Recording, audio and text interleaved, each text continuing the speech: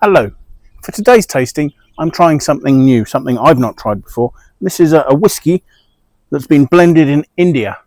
So this is McDowell's Signature Rare Aged Whisky.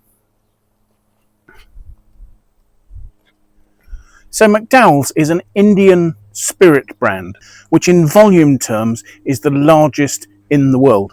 And the product line is by a product called McDowell's No. 1 Whisky. And it's a blend of imported Scotch whisky, Indian malt and grain spirits.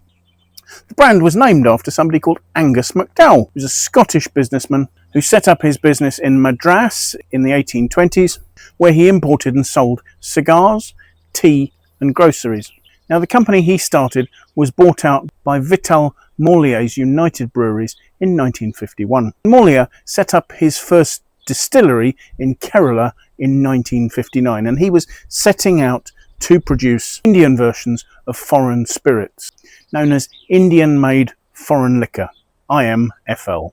So actually the first McDowell's No. 1 product was a brandy called McDowell's No. 1.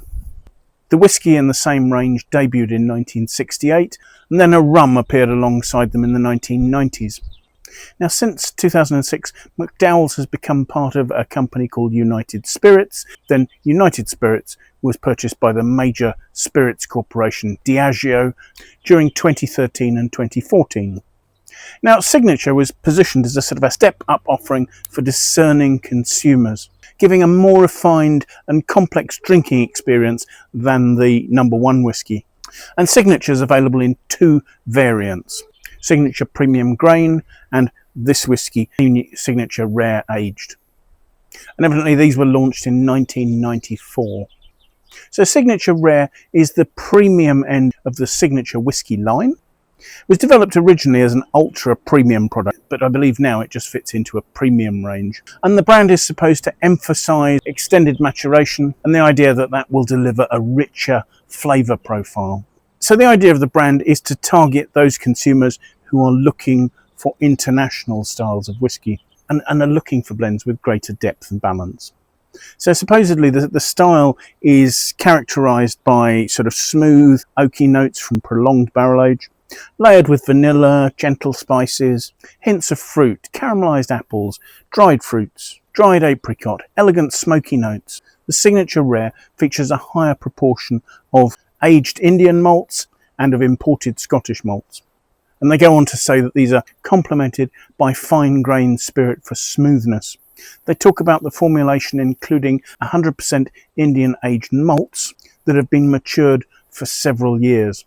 So yes, the emphasis here is on malt-heavy aging. They say the blend often involves using 8-year-old Scottish malt whiskies, and that the Indian malts, by contrast, provide a subtle tropical fruit base for the whisky. Packaging's also been quite important in the Signature Rare's success. It comes in an octagonal bottle, which really does stand out. And in fact, the Rare Age bottle is green as opposed to a clear bottle for the standard McDowell's. Here also I've got a tiny 180 centilitre taster bottle, and that's been one of the company's promotional tactics, to actually offer the whisky in these sort of taster sizes to encourage people to sample. Now the bottle very clearly states that this has been crafted by Diageo's master blender Louise. Initially the signature that had been on the bottle had been that of somebody called Caroline Martin. I have no idea whether these two people are related, but it's a possibility. The other thing we're told is that the Scottish elements of the blend come from the island of Islay and from the Highlands. There's no age statement, so although we've been told that the blend may include 8-year-old Scotch malt whiskies, we don't know whether it always includes those, whether those are the oldest or the youngest elements. And the blend here is proprietary information. So we have no idea what proportion of malt goes into the blend. We have no idea what the balance of malts between Scottish and Indian malt is, or what the balance between malt and grain is in the blend. So we are placing a lot of trust on the signature of a master blender. The other thing I should mention is, although I've described this as McDowell's whisky, the name McDowell's doesn't appear on this bottle at all. So perhaps there is a sort of a distancing from the original brand. although we don't know what the proportion of malts is, and we also don't know how long that those malts have aged for, we have been told the Scottish Malt Whiskies are from the island of Islay and from the Highlands. We're also told that there are 10 different Scottish whiskies go into this. To give us an idea of the sort of components that might be being used, I thought it would be a good idea to look at which distilleries Diageo own in Islay and in the Highlands, and that might give us a hint as to what the origins of some of this whisky was. So from the island of Islay, you'd be expecting these whiskies to be adding a smoky and peaty note. So probably the best known of Diageo's distilleries on the island of Islay is Lagavulin, and that really is known for being a rich, smoky and peaty malt. On the same island, Diageo also own the largest distillery, which is Cull Islay. And I have to say, I've always felt that Cull Islay's style is actually quite approaching that of Lagavulin. It's relatively rich, certainly peated, and has some of that smoky character we're talking about. The research I did also pointed out that although Ardbeg is owned by Glenmorangie and therefore is part of the LVMH group, Diageo work very closely with Ardbeg and take quite a lot of whisky from there. So again, that's a likely suspect, one of the origins of the Scottish malt whiskies going into this. Now in the Highlands, there are 2 distilleries worth noting. There's Clynelish, and that is known for having sort of a uniquely waxy spirit, and evidently is valued as a component in Johnnie Walker Gold Label. Also in the Highlands, Diageo own Dalwhinnie, a really sort of classic, perhaps slightly more elegant and heathery malt, certainly with quite a smooth, honeyed style that makes it quite popular in blends. Also to be mentioned is the Cardew distillery. Now Cardew falls into Speyside, but actually Speyside is generally reckoned to fall within the Highlands.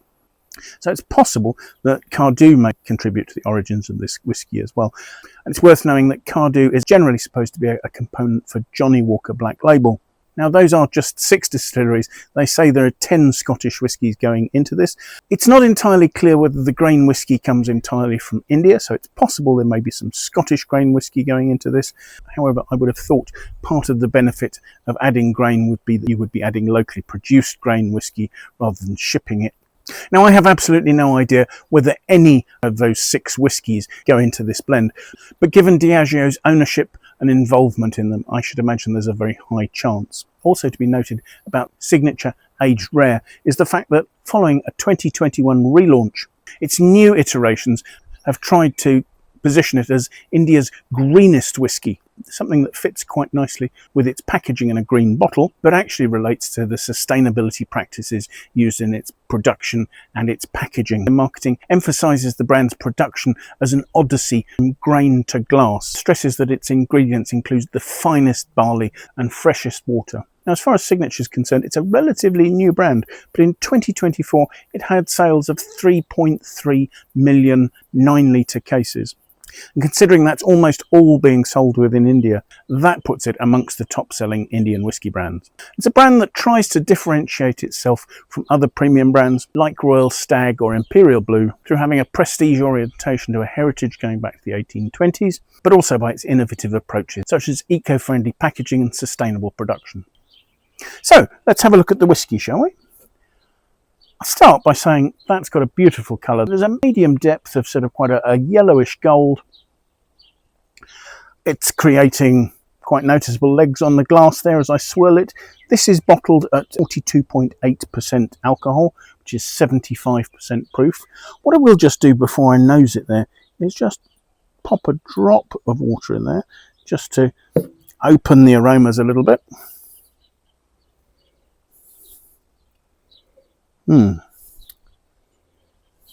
That's relatively rich. What's coming to the fore mostly is quite a sort of a bright fruitiness. In the marketing that I read, they talked about apricot, and it certainly does have aromas of dried apricot, toffee apple. There are honeyed notes, there are heathery notes. And although it doesn't jump out individually, yes, there is a sort of a smokiness and a peatiness sitting at the back of the aromas. So the presence of Lagavulin and or Cull Islay seems highly likely. So let's have a taste.